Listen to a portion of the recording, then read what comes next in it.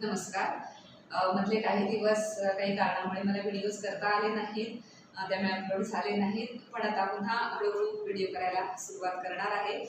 So आपण याच्या आधी कुठपर्यंत झालं होतं आपलं डिटर्मिनंट अँड मॅट्रिसेस या टॉपिकमध्ये आपण A B is equal to C हे जर इक्वेशन असेल आणि त्यातला एखादा अननोन असेल तर तो कसा फाइंड आउट करायचा हे आपण बघितलं होतं. त्याच्या आधीच्या एका व्हिडिओमध्ये इन्व्हर्स ऑफ मॅट्रिसेस म्हणजे काय, हा कन्सेप्ट काय आहे किंवा इन्व्हर्स कधी एक्झिस्ट होतो वगैरे हे सगळं आपण बघितलेलं होतं. म्हणजे डिटेल इंट्रोडक्टरी व्हिडिओ आपण तिथे बघितलेला आहे. आता ॲक्च्युली 2x2 किंवा 3x3 मॅट्रिक्सचा इन्व्हर्स कसा काढायचा, काय रो ऑपरेशन्स करायची, इलिमेंटरी ऑपरेशन्स करून इन्व्हर्स कसा काढायचा ही मेथड आपण बघणार आहोत. अजून एक मेथड आहे इन्व्हर्स फाइंड आउट करण्याची, पण ती नंतर बघू. आधी आपण बेसिक मेथड इलिमेंटरी ऑपरेशन्सने कसा इन्व्हर्स काढायचा ते बघणार आहोत. पण इन्व्हर्स एखाद्या मॅट्रिक्सचा एक्झिस्ट होत असेल किंवा काढायचं असेल तर आधी पहिलं काय असायला, फर्स्ट कंडिशन काय असायला लागते की ते स्क्वेअर मॅट्रिक्स असायला लागतो. आणि त्याच्यानंतर काय की त्याचा डिटर्मिनंट नॉन झिरो लागतो. कारण डिटर्मिनंट नॉन झिरो असेल तरच ते 1 डिटर्मिनंट ऑफ ए हा नॉन झिरो, हा नंबर नॉन झिरो पाहिजे. म्हणजे नॉन सिंग्युलर मॅट्रिक्स पाहिजे. सिंग्युलर म्हणजे डिटर्मिनंट झिरो येतो, त्याला सिंग्युलर मॅट्रिक्स म्हणतात. सो नॉन सिंग्युलर मॅट्रिक्स आहे ना, आधी चेक करायचं. सो काही प्रॉपर्टीज आहेत त्या आधी आपण बघूया. अर्थात ए हा मॅट्रिक्स असेल त्याचा इन्व्हर्स आपण डिस्कस करतोय. सो फर्स्ट काय असणार आहे, determinant of a non zero पाहिजे. त्याच्यानंतरच आपण त्याचा इन्व्हर्स वगैरे काढायला जातो. सो प्रॉपर्टीज अशा आहेत की A into A inverse means right साईडने मल्टिप्लाय केलं किंवा A inverse into A means left साईडने जरी मल्टिप्लाय केलं तरी चालतं. ए इंटू ए इन्व्हर्स मध्ये इज इक्वल टू काय मिळतं, तो तिचा आन्सर आयडेंटिटीज मिळणार आहे. In general A B is equal to B A असं इथे नसतं. कम्युटेटिव्ह प्रॉपर्टी इथे नाहीये रिअल नंबर्स सारखी, ते आपल्याला माहिती आहे, आपण बघितलं याच्यात. त्याच्यानंतर सेकंड प्रॉपर्टी आहे, सपोज ए इन्व्हर्स आपण फाइंड आउट केला, हे सगळं बघितलं नॉन सिंग्युलर वगैरे, त्यानंतर आणि पुन्हा त्याचा इन्व्हर्स काढला तर इन्व्हर्स ऑफ इन्व्हर्स केल्यावर ओरिजिनल आपल्याला काय मिळतो, ए हा मिळतो. जसं रिअल नंबर्स मध्ये आहे तसंच. त्याच्यानंतर थर्ड प्रॉपर्टी ए बी म्हणजे दोन स्क्वेअर मॅट्रिक्स आहे, नॉन सिंग्युलर आहे, तर हे सगळं आधी आपण चेक केलंय. त्याच्यानंतर ए बी त्याचं मल्टिप्लिकेशन केलंय आणि मग त्या आन्सरचा इन्व्हर्स काढलाय तर तो सेम असतो बी इन्व्हर्स ए इन्व्हर्स. इथे लक्षात ठेवा ऑर्डर चेंज होते. ए बी अशी ऑर्डर असेल तर आता राईट साईडला ए इन्व्हर्स झालाय आणि लेफ्ट साईडला बी इन्व्हर्स झालाय.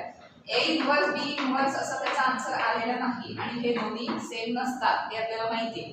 त्यामुळे ही प्रॉपर्टी नीट लक्षात ठेवा की A B of inverse is equal to काय असतं, बी इन्व्हर्स ए इन्व्हर्स असं असतं. सो ह्या काही प्रॉपर्टीज आहेत. आता आपण एखादं एक्झाम्पल घेऊ 2x2 मॅट्रिक्स किंवा आधी सिंपल त्याचा इन्व्हर्स काढू रो आणि कॉलम ऑपरेशन्सने. रो ऑपरेशन्सने स्टार्ट केलं तर रो ऑपरेशन्स करायचे, कॉलम ऑपरेशन्सने केलं तर कॉलम ऑपरेशन्स करायचे. A B is equal to C हे इक्वेशन सॉल्व्ह करताना आपण जो कन्सेप्ट बघितला आहे तोच इन्व्हर्ससाठी वापरायचा आहे. Because A into A inverse is equal to I असं असतं. हाच कन्सेप्ट आपण यूज करून इलिमेंटरी ऑपरेशन्सने इन्व्हर्स फाइंड आउट करणार आहोत. आधी आपण एक छोटं 2x2 मॅट्रिक्सचं एक्झाम्पल घेऊ आणि मग 3x3 मॅट्रिक्सचे एक्झाम्पल. आपण एक एक्झाम्पल बघूया 2x2चं, ज्याचा इन्व्हर्स काढूया. म्हणजे ते कसा काढायचा इन्व्हर्स आहे ॲक्च्युली आपल्याला इथे लक्षात येईल.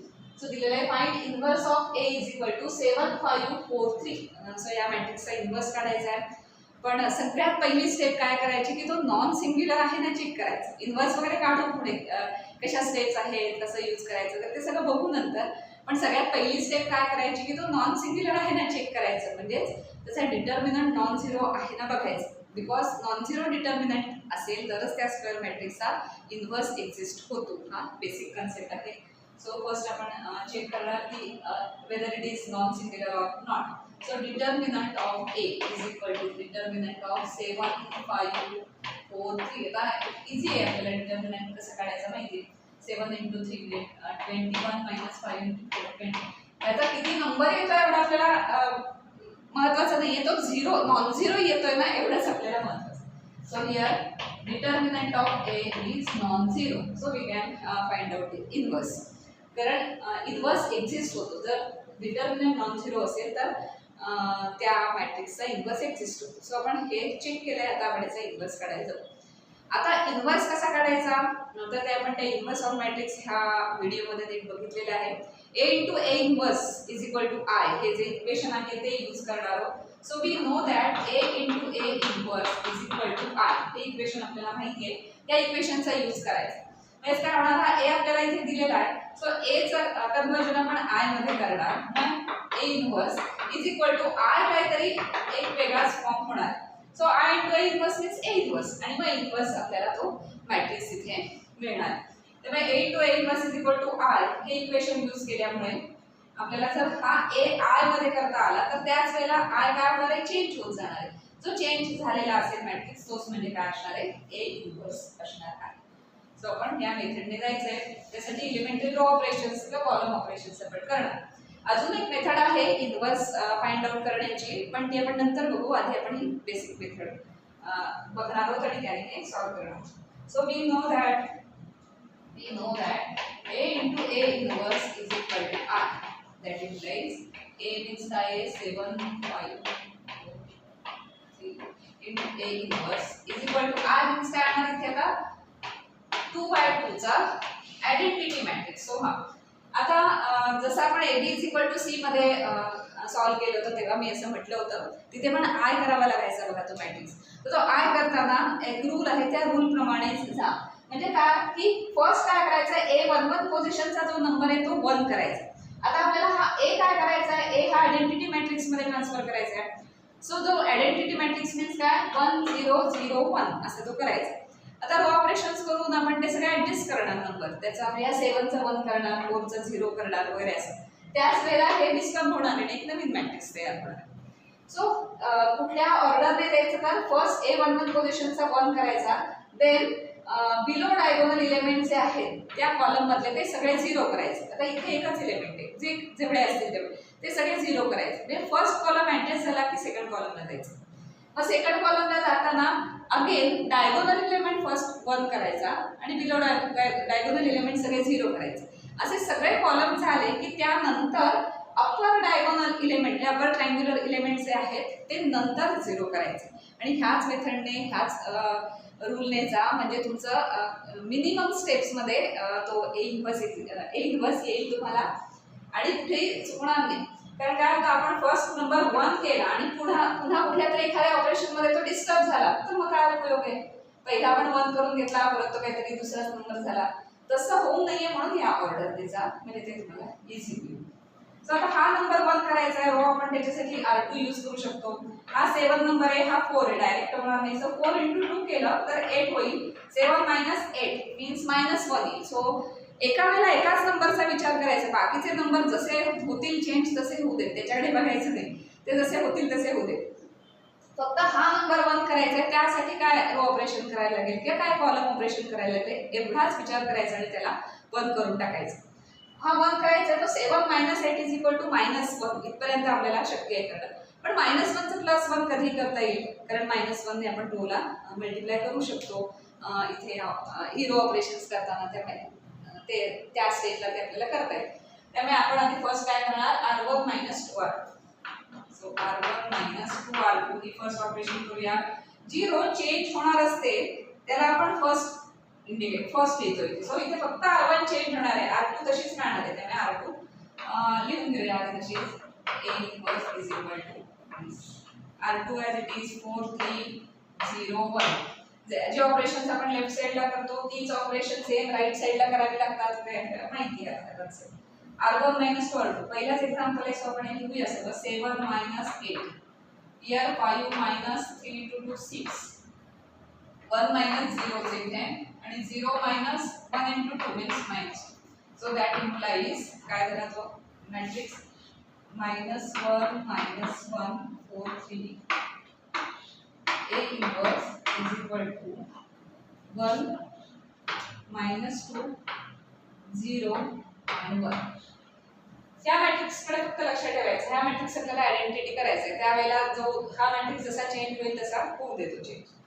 आता हा -1 आहे, त्याला आपल्याला +1 करायचं आहे. त्यामुळे हा नंबर आधी सेट झाल्याशिवाय पुढे जायचं नाही. हा -1 ला +1 करायचं म्हणजे फक्त -1 ने मल्टिप्लाय केलं तरी चालणार आहे. मग मॅट्रिक्स असून फक्त नुसतं एका कॉलमला मल्टिप्लाय केलं किंवा रोला मल्टिप्लाय केलं असं कसं चालतं, असं तुम्हाला विचार येऊ शकतो मनात. सो इथे काय आहे, आपण R1 करणार आहोत, याचा अर्थ काय असं करायचं की -R1 + 0R2 म्हणजे रो ऑपरेशन्स केलेत असा तो कन्सेप्ट आहे असं समजायचं. म्हणजे फक्त -R1 आपण करू शकतो, इथे -1 ने मल्टिप्लाय करू शकतो. सो -1 * R1 करूया, म्हणजे फक्त R1 चेंज होईल. तर घेऊया डायरेक्ट -1 इथे +1 इथे +1 4 3 as it is A inverse is equal to इथे -1 होईल तर -1 ने मल्टिप्लाय करायचं, इथे +2 होईल 0 and 1. आता हा नंबर एक नंबर आपण आतापर्यंत ऍडजस्ट केला. आता आपण त्याच्या लोअर ट्रायंगुलर म्हणजे हा नंबर आता 0 करायचा आहे. तो इझी आहे कारण का हा 1 नंबर करून झालाय ना, त्यामुळे ह्याला 0 करायला इझी झालं. कारण 4 - 4 केलं की 0 होईल. सो R2 - 4R1 केलं की इथे 0 येणार. So next operation is R2 - 4R1. आता R2 चेंज होणार आहे, R1 तशीच राहणार बिकॉज R2 लिहिले ना first प्लेसला. So R1 - 1 R2 change होणार. आता आपण डायरेक्ट लिहूया R2 - 4R1. जर असं वाटत असेल की हे चुकलं विकलं तर तुम्ही इथे परत एक स्टेप अशी लिहिली तरी चालेल calculation. R2 means 4 - 4R1 4 - 4 means here 0. Here 3 - 1 into 4 means -4. 3 - 4 means येणार -1. पाहिजे तर एक स्टेप केली तरी चालेल, बस तिथे चुकायला नको कारण मधल्या स्टेपला कुठेतरी चुकला की शेवटचा ए इन्व्हर्स चुकेल सगळं. त्याच्यानंतर 0 4 टाइम्स करायचे ना. सो 0 - 4 सो इथे येणार +4. त्याच्यानंतर 1 - 4 टाइम्स करायचं ना 8 म्हणजे -7. सो ऑलमोस्ट आले आता 1 0 म्हणजे फर्स्ट कॉलमचा सगळा ऍडजस्ट झाला. आता आपण सेकंड कॉलम कडे जाऊया. सेकंड कॉलमचा डायगोनल एलिमेंट तो आहे -1, त्यामुळे इझी झालं कारण या -1 ला सोपं आहे +1 करायला, नुसतं मायनसने मल्टिप्लाय केलं की.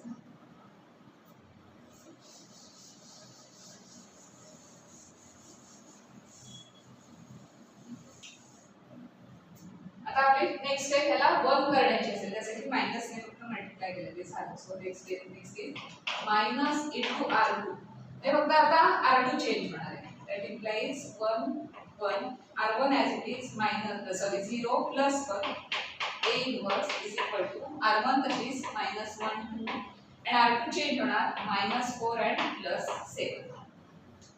आता 1 0 1 इथपर्यंत सगळे झाले ऍडजस्ट. आता कुठला राहिलाय फक्त हा नंबर 0 करायचा राहिलाय. आता हा नंबर 0 करण्यासाठी इझी आहे, R2 यूज केले की ते होणार आहे. R1 - R2 केले की होईल. So next operation is R1 - R2. आता R1 चेंज होणार आहे R2 as it is. So 0 1 A inverse is equal to हे -4 7 पण तसंच R1 म्हणजे 1 - 0. आता बघा इथे 1च राहिला. इथे जर उलटे सुलटे ऑपरेशन केले तर हा 1 आणि 0 केलेला पण सारखा चेंज होत राहिला असता आणि मध्ये खूप स्टेप होतात आणि तरी इन्व्हर्स येत नाही असं होतं. म्हणून याच ऑर्डरने जायचं. 1 - 1 इथे 0 झालं, जसं इथे केलं तसंच इथे. सो -1 आणि +4 सो इथे झालं +3. त्याच्यानंतर 2 - 7 झालं -5. आता हा बघितला लेफ्ट साइडला बघा आयडेंटिटी मॅट्रिक्स आहे. This is identity matrix. So that implies identity into A inverse is equal to 3 - 5 - 4 + 7.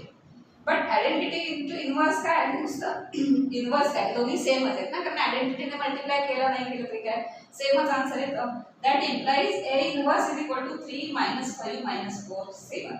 So आपण अशी तिसरी रो ऑपरेशन्स करून हा इन्व्हर्स इथे फाइंड आउट केलेला आहे फॉर दिस A. तर इलेमेंटरी ऑपरेशन्सने म्हणजे रो ऑपरेशन्स किंवा कॉलम ऑपरेशन्सने आपण अशा पद्धतीने इन्व्हर्स फाइंड आउट करू शकतो. हे सिंपल होतं जरा 2x2 मॅट्रिक्स होता. नेक्स्ट व्हिडिओमध्ये आपण 3x3 मॅट्रिक्सचा सुद्धा ह्याच अशा टाईपच्या ऑपरेशन्सने कसा इन्व्हर्स फाइंड आउट करायचा ते